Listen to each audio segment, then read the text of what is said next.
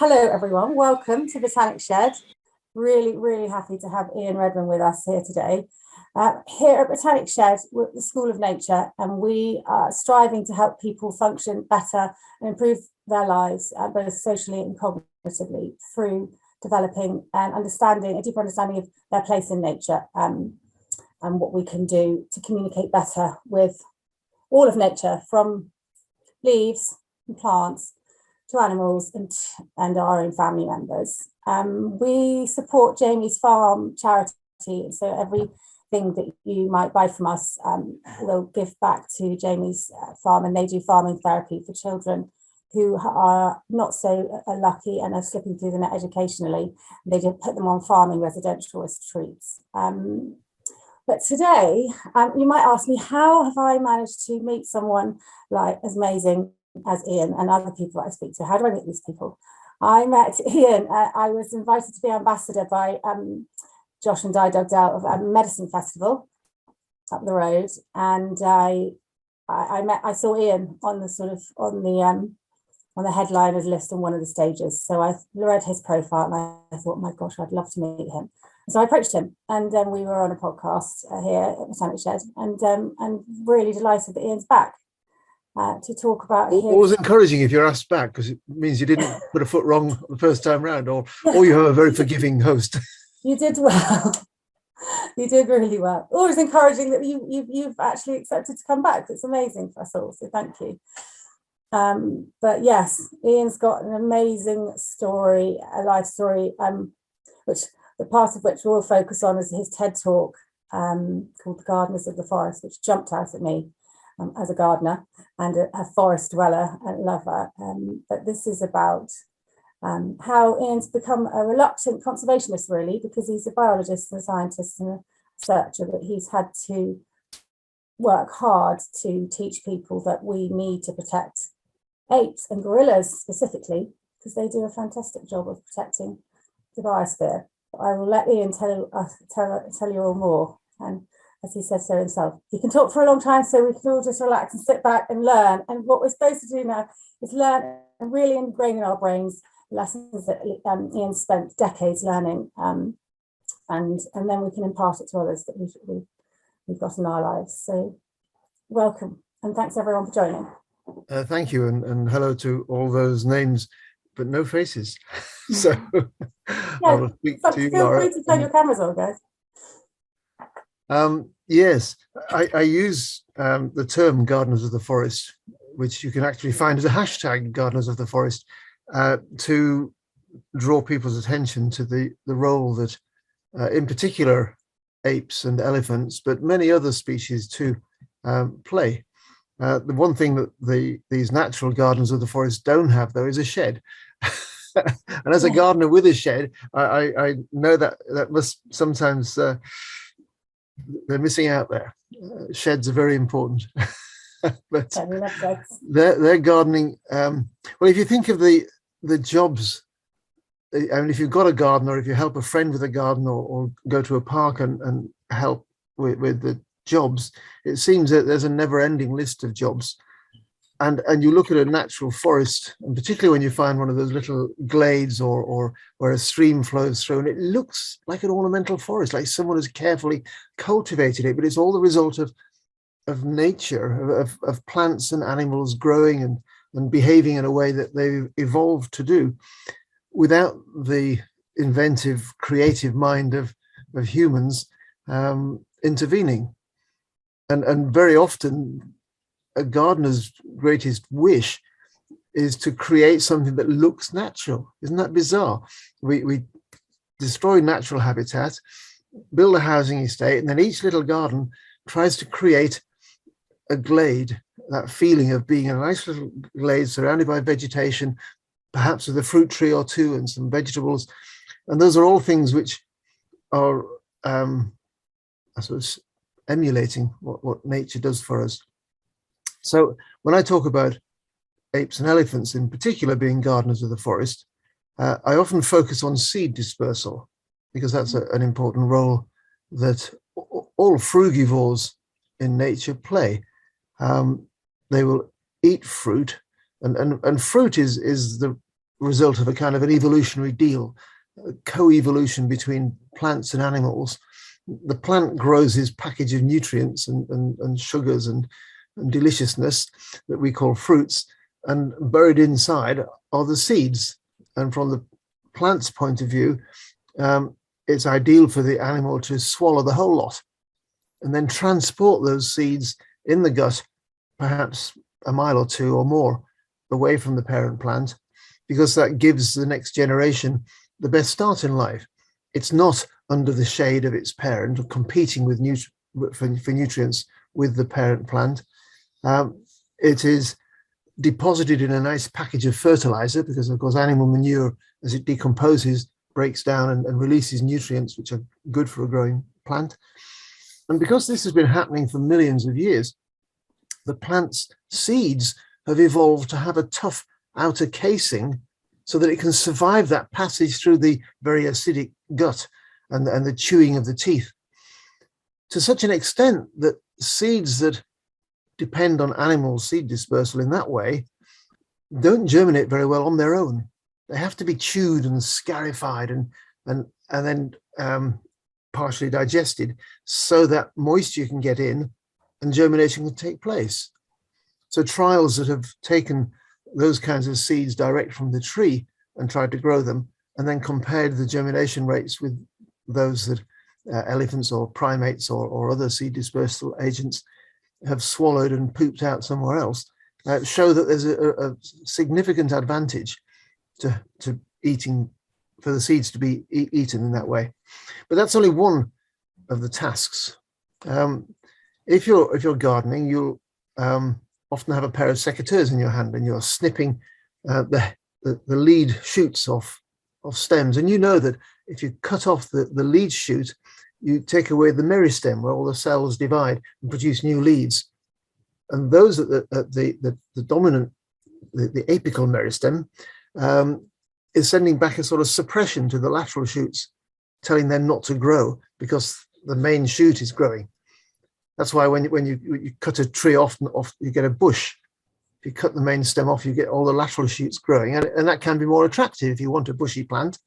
But when animals are feeding on the tips, that's what they're doing all the time, snapping them off, snap, snap, snap, snap. So without secateurs, because they haven't got a shed, so they've got nowhere to put the secateurs. Without secateurs, they are in fact pruning the plants. You'll know that if you've got trees in your garden, vegetables and other things, few of them grow very well in the shade of the tree. So you might find yourself lopping branches of the tree to create a pool of light in which your flowers or vegetables might grow. And when you watch gorillas or chimpanzees or orangutans building a nest, it's almost like they're folding the foliage umbrella. You know, if you're under an umbrella, you're in the shade. You fold the umbrella, there's a pool of sunshine because all the umbrella is folded up. If you're under a tree in a rainforest and all the leaves are trying to catch the light, so there's shade, it might be heavy shade or dappled shade. Along comes an ape, they break off those branches and tuck them and weave them around a fork in the tree, and that creates a platform for them to sleep at night, which is usually known as a nest. It looks like a giant bird's nest. But what they've effectively done is folded the foliage umbrella. So under that nest, there's a pool of light. What do gorillas and chimpanzees and bonobos and orangutans do during the night and the first thing in the morning? They empty their bowels, of course. We all like to evacuate as we start the day, perhaps. And their droppings fall into this pool of light beneath the nest. So when the sun shines, it illuminates the germinating seedlings surrounded by manure. And so the next generation of trees or other plants have fertilizer, they have light, and they're a long way from the parent plant. Of course, if there's lots of them tightly packed together, if you're a gardener, you'll go out and do a bit of thinning. So if you've planted your vegetable seeds, not one at a time, just sort of sprinkle them along a row, you'll get tightly packed vegetables. And you know, if you've read your gardening books or watched your YouTube videos, whatever people do today, that you need to thin them out a little bit, or else they'll be too crowded and you won't get big vegetables, you get lots of spindly little ones. And if you watch herbivores feeding in a forest, especially the large ones like gorillas and elephants, they're trampling quite a lot of plants. They're pulling up plants. They're thinning the forest. And the degree to which this affects the forest had not been clear to me or anyone else until a couple of years ago. An Italian biologist called Fabio Berzaghi compared two plots of forest in the Congo Basin, one where there's a population of forest elephants and one where the elephants had been wiped out decades ago. And what he found was, otherwise broadly similar looking forests, what he found was the above ground biomass in the forest with elephants was 7% more than where the elephants had gone. And he attributed that to the fact that most of the biomass in a forest, which in today's thinking is carbon, to think forests are natural carbon sequestration and storage machines that have evolved over millions of years to be very good at what they do. But they're better at what they do if they face less competition for nutrients, because in a rainforest, it's often very shallow soil and there's not many nutrients around. Every time a leaf falls or a tree falls, it quickly decomposes and the nutrients go back up into more trees.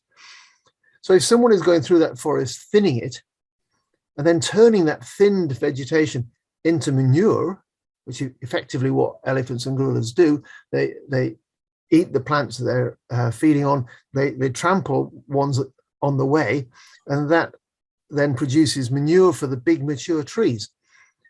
And that's where most of the sequestration and storage takes place, because unlike little saplings, which have only got a few leaves, big mature trees that have been there for centuries have millions of leaves, all spread out, capturing as much sunshine as they possibly can, except when a ruddy ape comes along and builds a nest and makes a hole in the canopy. So all these ways in which apes and elephants are doing the chores that we think of as necessary for a productive garden. And no one had previously measured that difference in productivity. And in fact, no one has still measured the difference in terms of forest with or without gorillas or with or without orangutans. But for the first time, we have an indication of how important they are. The ecologists have been writing about and worrying about what they call empty forest syndrome for decades. Because if you lose all the animals in a forest, it's eerily silent. And you know you're looking at an incomplete ecosystem. And people have studied the recruitment, what they call the growth of seedlings in a forest. And they find that when animals have gone, the seedlings are a very different species, because the only ones being dispersed are the wind dispersed ones. And wind dispersed species in a tropical rainforest are often what are called pioneer species. So they species with little propeller blades like sycamore, things that blow around on the wind. And they tend to land, and most of the time they're not going to land anywhere very good, but if they land in an open patch, they're the first ones to grow. So when someone in a tropical forest clears a patch to grow some crops, and then they move on, within a very short time, the pioneer species come in and fill that gap, but they grow fast and their wood is light. So although it looks like a green forest, if you actually measure the density of the wood, you find that there's not that much carbon in it compared to a big old slow growing hardwood of the same size, which will weigh more and therefore have more carbon in it. And given that the really big trees that store most of a forest carbon started growing perhaps 500, 600, 700 years ago, even 1,000 years ago, that was a result of an ecological event. So a monkey or a toucan, if it's in Latin America, spider monkey, or in Africa, it might be a gorilla or a hornbill. In Southeast Asia, it might be a hornbill, an orangutan, or a gibbon. Someone ate a piece of fruit and pooped out a seed. And that was the event that started the journey of that tree. Many of that tree's siblings would have been trampled or eaten by other herbivores and not made it, but that one did. And now 500, 600, 700, 800 years later, it takes 10 people, arms outstretched, to encircle the trunk of this massive tree. Trouble is that tree is worth thousands of pounds, tens of thousands of pounds, if you cut it down and make it into timber. into planks, into veneer, because it's hardwood. It's beautiful. And I like working with wood. I mean, I like to get a good finish on a piece of hardwood. I understand that attraction. But the value of that tree standing there in the forest to our modern economy, zero, until you cut it down. So how crazy is it that our global economy values nature when you destroy it, but has no value for it when it's alive and well? So what's happened during the past 2 years? I was just saying to my wife, 2 years ago tonight that we got back from India from our last trip abroad. Haven't been anywhere since because of all the COVID restrictions. And during those 2 years, basically communicating with the world through this laptop in Stroud, it's crazy. I've got involved with 2 potentially world-changing projects.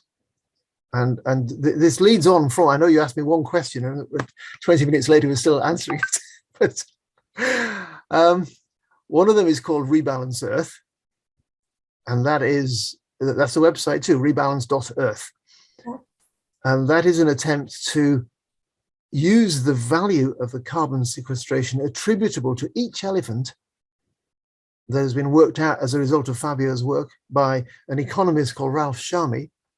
And Ralph is changing the world. And I'm thrilled to be working with him because he considers what I just described as the old economic paradigm, where nature is worth nothing until you cut down the tree or kill the elephant and take the tusks or convert nature into a product, and then you can sell it. And his new economic paradigm is to value living nature and to value the ecosystem services which all these ecosystems provide to the world for free. No one expects to pay for fresh air or fresh water, although we do pay for fresh water coming through our plumbing systems. But fresh air we consider it's natural. But if we stopped getting it and had to start paying for air purification, it would have a value. Isn't that crazy? How about giving it a value while it's still pure?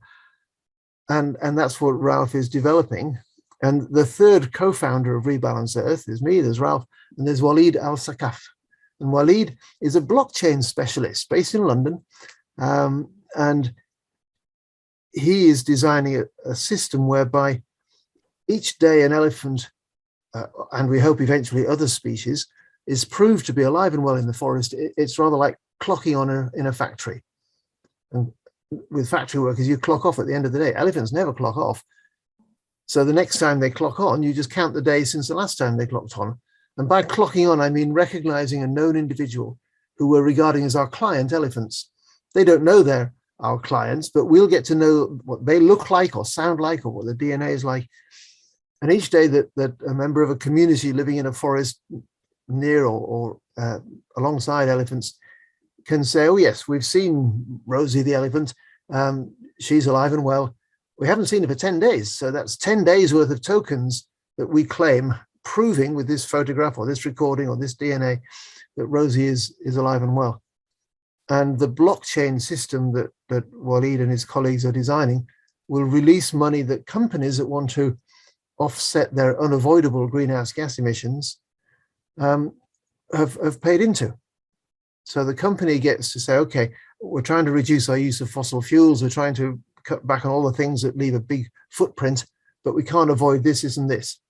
So to offset those unavoidable emissions, we want to pay, let's say, $1 million worth of carbon sequestration. We say, okay, we've got whatever it is, 27 client elephants who over the course of a year will sequester the additional 7% that, or we're not sure if it's going to be 7% in every forest. So we're being cautious, but whatever additional sequestration is attributable to the elephants can be paid for. And then the company says, okay, I'm investing in nature. I'm not just paying for some factory somewhere to suck CO2 out the air and store carbon underground.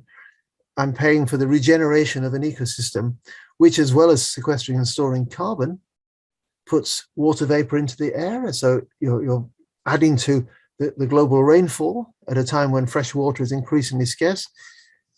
It's protecting biodiversity because there are thousands of species that are ecologically dependent on elephants and other keystone species in an ecosystem.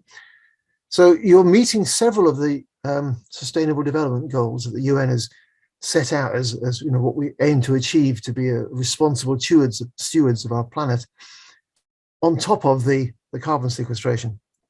And yet, even though you're not paying for all that other stuff that you get for free, the little bit of extra carbon that the elephant sequesters and stores will bring more resources to rural communities in Africa, and we hope eventually Asia, and when we do other species, other developing countries, than has ever been seen. The only thing comparable is when some company comes in with a briefcase full of dollars saying, we want to dig up your earth to get a mineral, or we want to cut down your trees, we want to kill your elephants to get the ivory, then the dollars are yours. This time we're coming and saying, don't dig up the ground, don't cut down the trees, protect the elephants, and then the dollars are yours, not this year, in perpetuity. Imagine that, a scheme which funds a village to protect nature in perpetuity, and that we all contribute to, because all the companies that do this will be selling products. So at the end of the month, you find you haven't got any money left to give to charity to help save elephants or whatever. You can look during the month, what have you bought? You bought loaves of bread, bottles of wine, maybe a new laptop or a phone. And all those companies have offset their unavoidable greenhouse gas emissions by paying for the protection of elephants. So just your everyday purchases would help to protect nature. I'm using elephants as an example.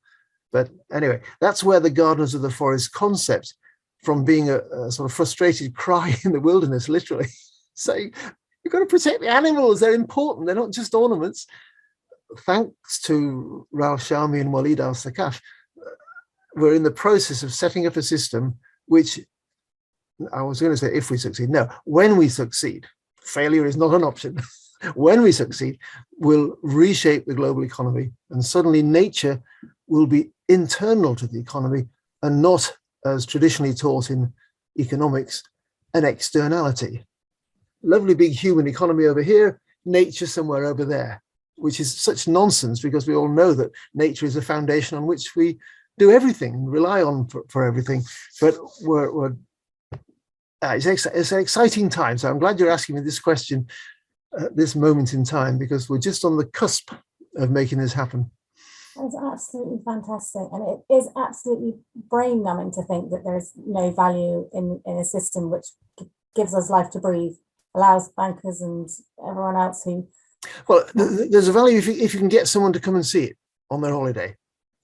So you get yes, tourists to come, then you can get a bit of money from living nature, but that relegates nature to the category of sort of ornament. Yeah, it's a nice ornament to visit on your holiday, but its actual function has not been valued, and now increasingly governments are talking about payment for ecosystem services. Economists are talking about it. All you hear people talking about, natural capital, putting a price on nature, and for some that is anathema. Put a dollar value on nature, that just makes you want to vomit. It's shudder at the thought.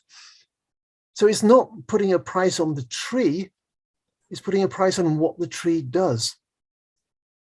And Ralph explains this. He says, look, if you've got a job, your salary doesn't determine your value as a human being.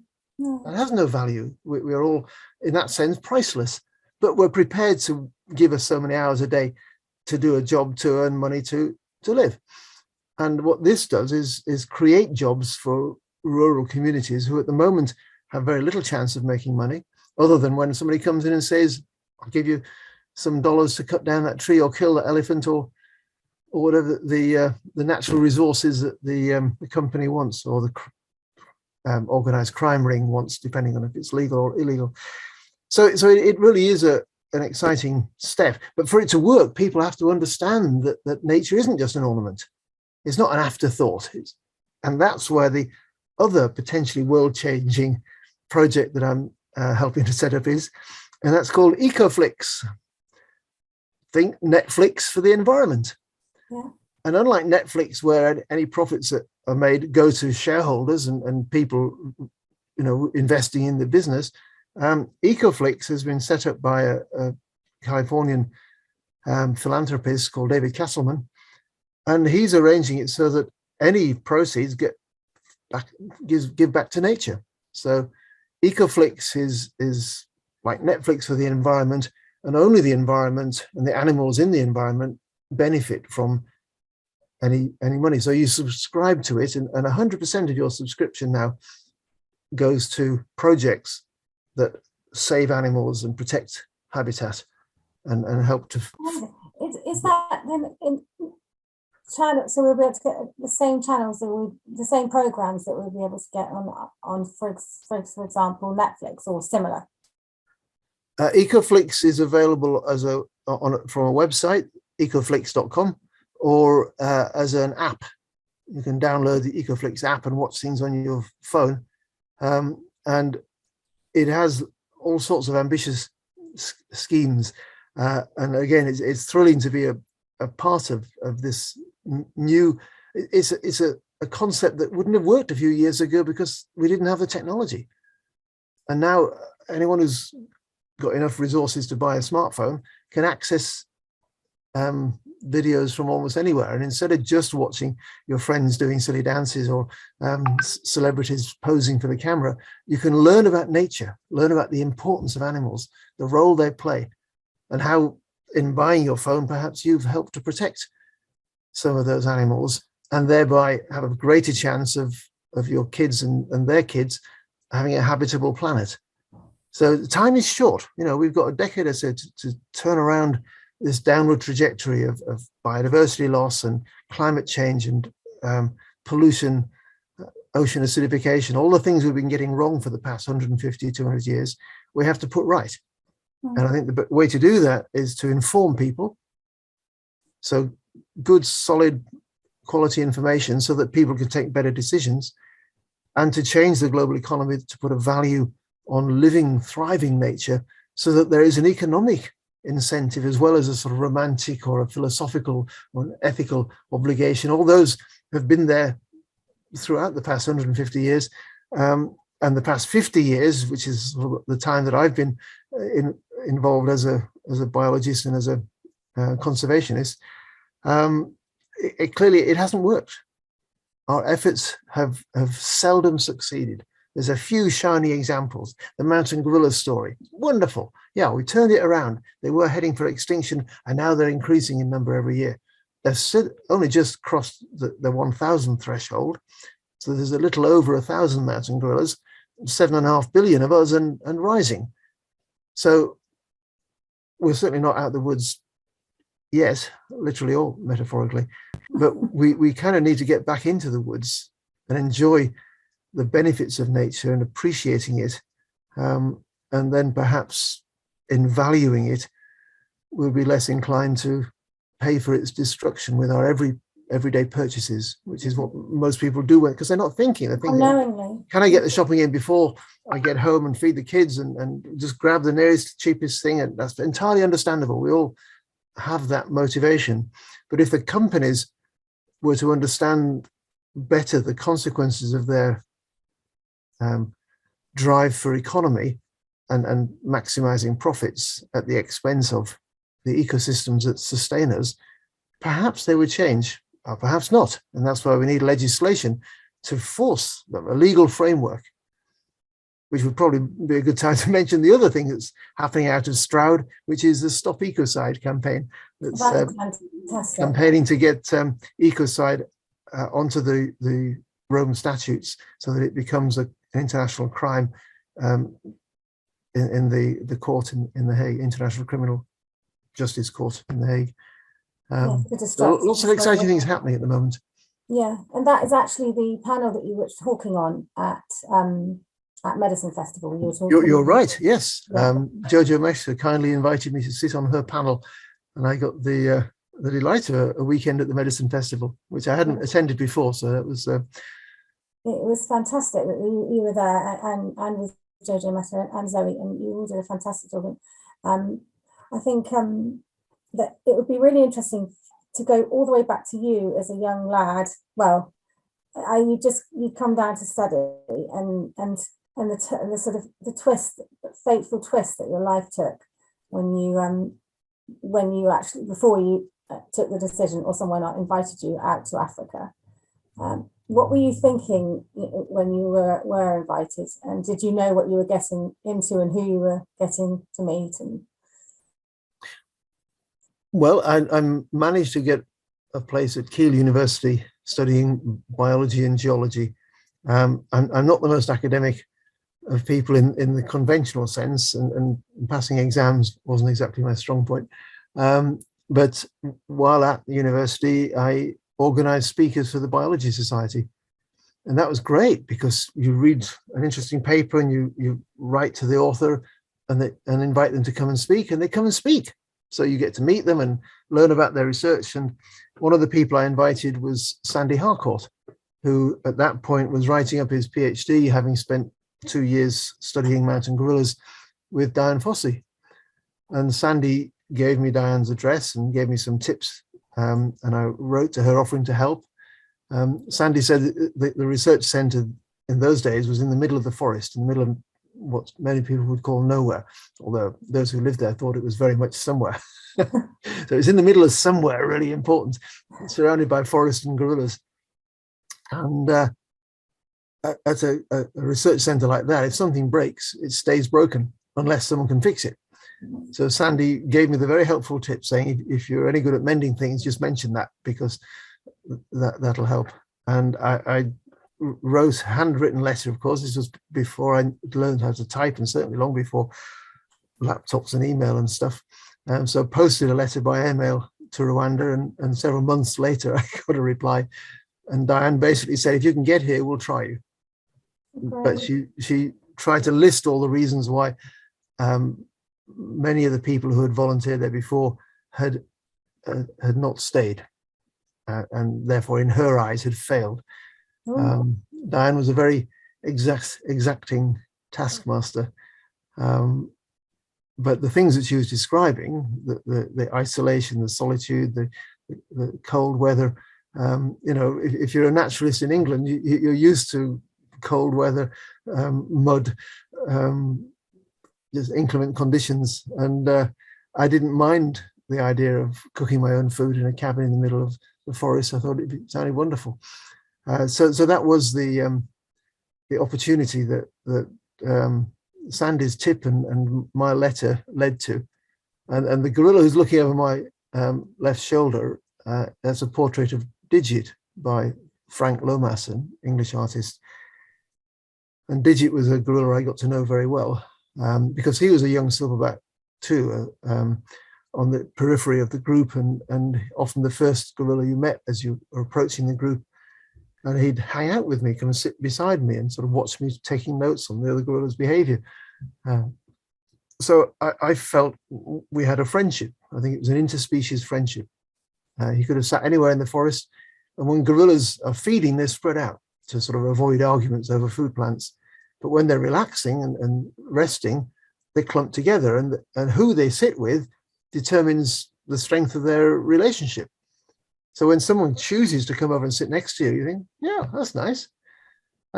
So we got to know each other over the course of the 14 months that I knew him. But sadly, on the last day of 1977, Digit was killed by poachers. And he was speared and decapitated, and his hands were cut off. And 2 days later, I found his body.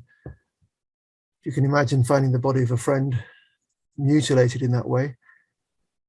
It was the worst thing that had happened to me in my life at that stage, and probably among the worst things that had happened to Dian. Finding Digit's body was a shock. Finding Dian and telling her what had happened to him was almost even more difficult. But his death changed the rhythm of work at camp, which was primarily research. We had a policy that I was introduced to on my first day in the field, that if you find signs of poaching, snares being set, or signs of a poaching party with dogs hunting antelope, you intervene, you cut the snares, you chase the poachers. That was the rule at camp.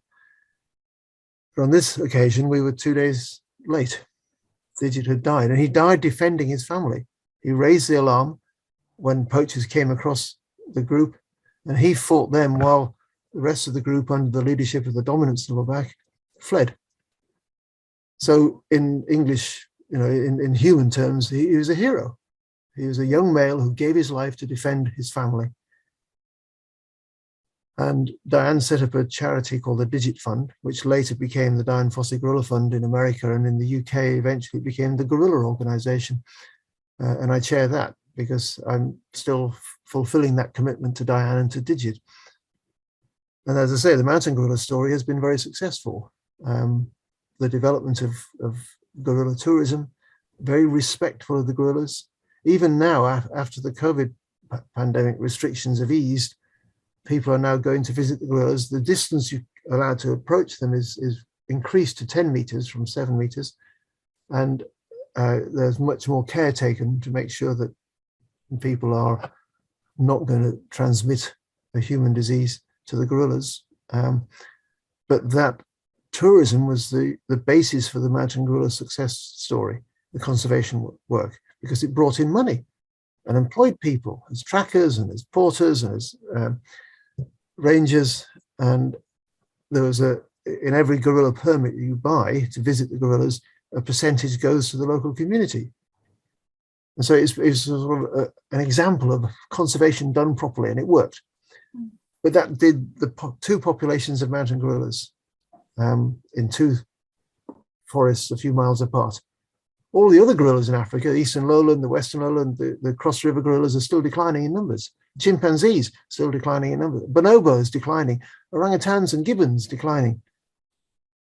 So that model of carefully controlled tourism to bring in revenues and create jobs and prevent extinction, it isn't applicable everywhere. And does that mean that the gorillas that aren't visited by tourists don't have a value? Well, of course not. No, they're as valuable as you or me as beings, but they're gorilla beings rather than human beings. They have self-awareness. They have a family life. They take their own decisions. They're autonomous beings. But if we continue to destroy their habitat and kill them to capture their babies, and I'm working remotely with conservationists in the Congo to try and crack the smuggling rings that are still catching baby apes. Gorilla babies usually die. They're very hard to get into the illegal wildlife trade, which makes them more valuable. So the imperative to kill parents to capture babies is greater.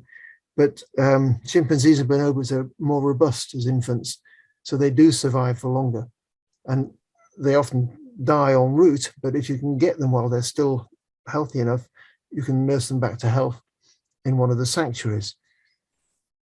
And remotely, I've been able to do that even during the 2 years that I haven't been able to visit the field, because of people like David Castleman, organizations like the International Primate Protection League or Born Free Foundation or the Gorilla Organization, all these organizations that contribute resources to help protect these animals. But it shouldn't be down to charities to keep a living biosphere. It should be part of what our civilization does. It should be what we all think of every morning. What are we doing? Beyond the normal worries that we have, the first thing I want everyone to think is, what are we doing about our nature? First thing in the morning, what will I be doing today? Make my body a better place to be in, and then my body then to be a better decision maker to make the world a better place to be in. Well, the more people who do that, the better. Yeah. And if we can actually structure our society so that everyone's daily purchases are helping to protect nature, it will be much easier. It wouldn't be a conscious decision, have I got enough money left at the end of the month to cover all my bills and contribute to protect gorillas or elephants, or even to help the rural poor in a developing country who don't have many chances in life. All those are good decisions, but really in a supposedly sapient species, Homo sapiens, were supposed to be the bright ones. You think we could organize it so it was just part of what we do rather than this is depending on charity. At the moment, as a trustee of several charities, please continue to consider which of those you can help, because until we get the system better, we have to rely on charitable donations, helping the hard cash-strapped rangers and communities who are responsible for the survival of these species and their ecosystems. And that's the bit that is so often forgotten. Save the whale, save the gorilla. No, in situ, in its ecosystem, so that it can do what it evolved to do, and we can all benefit from that. And I think that awareness is dawning on more and more people. So thank you for inviting me to talk to this group and to all subsequent listeners, because there are things that you can do. You can engage. Rebalance Earth at the moment is just volunteers, because until we actually get the pilot project up and running, it's dependent on volunteers to lend their professional skills and time to make it happen. And Ecoflix is there's quite a lot of free stuff on the website, but if you want to watch the longer documentaries, subscribe, but know that your subscription is actually a donation to a charity. So you're helping rescue animals and protect ecosystems with your subscription, and then you're better informed because you've had information like this, but in more visual forms. With but it's just like the people, and we know it's true, and we've experienced it either by giving a smile or by receiving one. How a tiny thing like a smile can change someone's life and life. But these decisions, the decisions that we can make about how we respect ourselves and our planet, can be massive and huge, and the way we act as a role model among our friends and peers, beyond just giving a smile.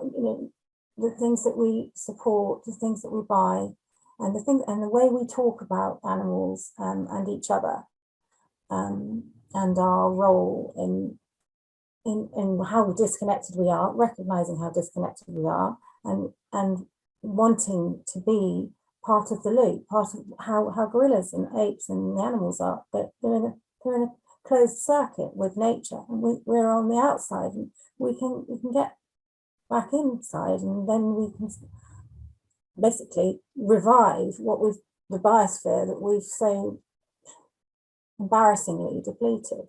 And that's, I think we'll be much happier if we do that. Yeah, being a gardener, being a supporter of gardening charities, being somebody who looks after your health and eats well and makes good decisions, is all part of that. And we're here with you, definitely. And everyone who listens, I'm sure will be. Well, even for people who are watching this who don't have a garden, if you've got a window, you can have a window box. You don't have. I yesterday harvested some rocket. I'm lucky enough to have a greenhouse with some soil in the bottom, so we grew the rocket in the greenhouse in the winter, and it is possible to grow your own, even in a window box trough, if you so desire. And the difference in taste is just, as any person who grows their own vegetable knows, it's very gratifying to grow and harvest and eat. But going out and harvesting wild food too, foraging in hedgerows, as long as you're sure that it's not next to a major road and covered in traffic fumes and particles of rubber from tires and things like that. If you can find a good source and don't strip it bare, but just take a small amount of what you take, you can get a lot from the English countryside that people have largely forgotten about. Valuing that, then it's only natural that you value our position and our role in nature and value protecting it. If we didn't taste the sweetness and the difference in stuff straight from the garden or straight from the hedgerow, and realize how amazing that is, and we just sort of stayed in the hamster wheel of perhaps some Doritos and I don't know what, we wouldn't be enlivened. So it's seeing things and watching things and eating things and fresh, all enliven our bodies and enrich our experiences and turn us on to respect and support the work you're doing and that we're all doing by being here. Do you want to give us a little bit, I don't know if you still do, but have a role in David Attenborough's work, or do you want to just give us a little story from when you did actually, I think, was it with Digit that you met David Attenborough? David and the Life on Earth film crew from the Natural History Unit in Bristol, the BBC Natural History Unit, for those who are not familiar with it, arrived in January 1978 to film a sequence for the primate program in Life on Earth. And it was a delight to host them. And I was the camp gopher. Dian said, go for the BBC, go down to Kigali, find them. I had no idea where they would be staying and bring them up to camp. And I did find them. It wasn't that hard. Kigali was like the capital village in those days. So it was quite easy to find some strange white folk. And it was a delight introducing the four of them, because they were all naturalists. John Sparks was the producer.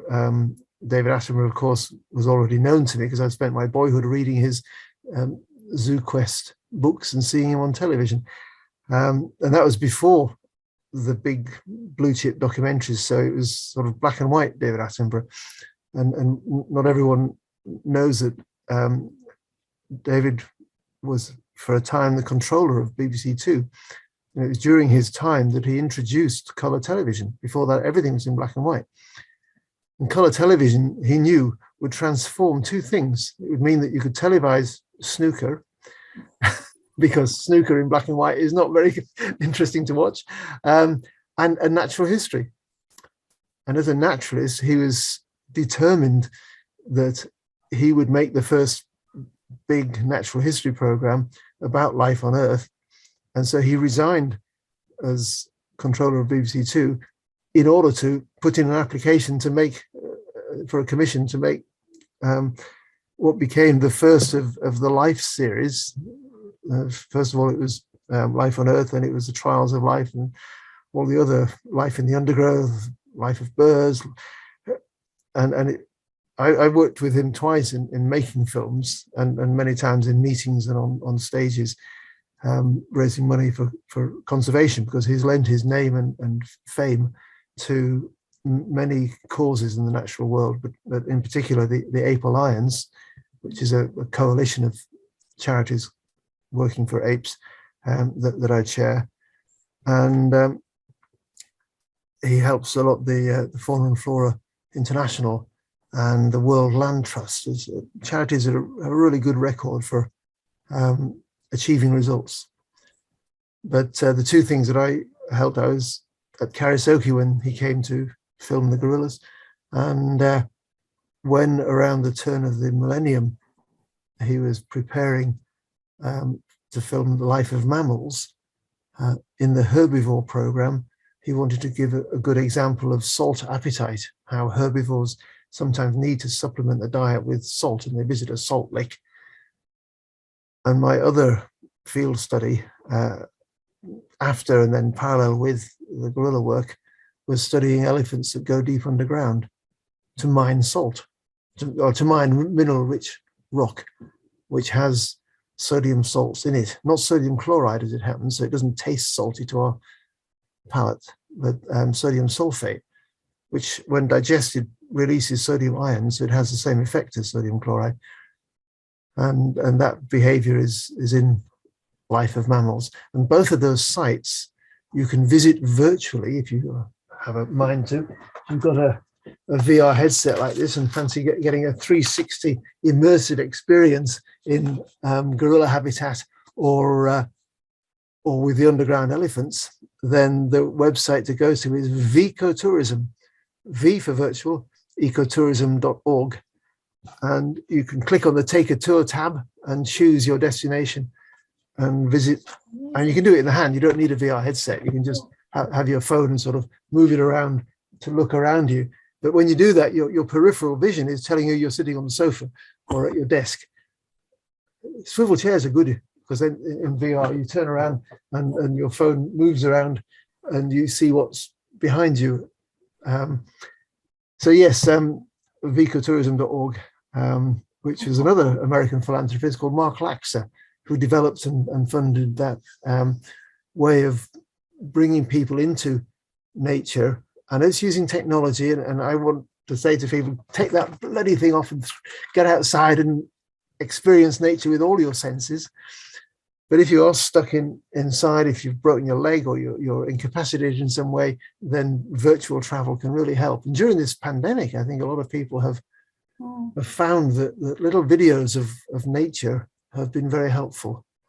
I mean, it's proven we're hardwired to love the sights of nature, aren't we? And it actually stimulates the production of happy hormones within us, because it makes us feel comfortable to see the place as our natural home. And yeah, in COVID and other times, we reach a time in life where we've got to stay at home looking after a parent and travel's over, but I think eco would be brilliant. I think that's a brilliant thing to reflect. It's been absolutely wonderful listening to you. I wondered if you wouldn't mind if anyone had a question for the last 5 minutes. If you take any questions? Sure. I don't know how many people have we got. We've got 9 now. 9 in the Zoom room, and who knows how many watching on the live stream. So, does anyone have any questions here?